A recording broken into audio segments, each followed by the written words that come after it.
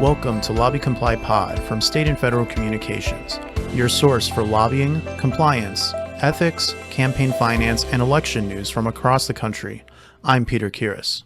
California Governor Gavin Newsom announced he plans to call a special legislative session on December 5th to tackle California's escalating gas prices. California's average gas price is consistently over $2 more than the national average.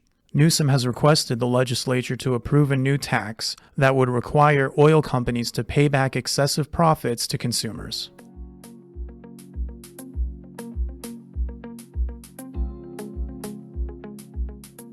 The U.S. District Court of the Northern District of Illinois granted a preliminary injunction enjoining recently enacted restrictions on campaign contributions to judicial candidates. The order by Judge John J. Tharp Jr. enjoins Illinois from prohibiting judicial candidate political committees from accepting contributions from any out-of-state person and from imposing limits on the amount a single person can contribute. The ruling is effective for the 2022 judicial elections.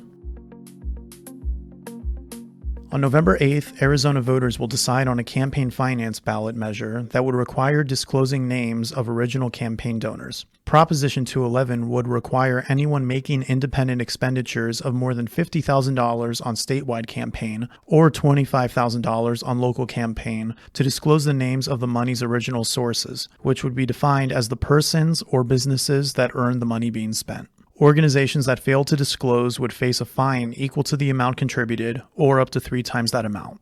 The proposition would apply to corporations, nonprofit groups, and charities that currently are not required to disclose the names of people who give money to political campaigns that the organization backs. The proposition would pertain only to spending on political advertising and would be administered by the Citizens Clean Elections Commission.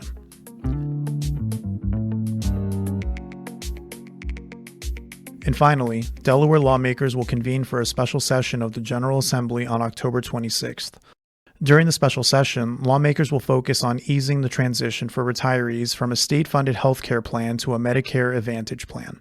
The special session is in response to a lawsuit filed by a retiree advocacy group contesting the transition. Thanks for listening to LobbyComply Pod from State and Federal Communications. For more news, visit LobbyComply.com. To learn more about how we can guide you along the road to compliance, visit stateandfed.com.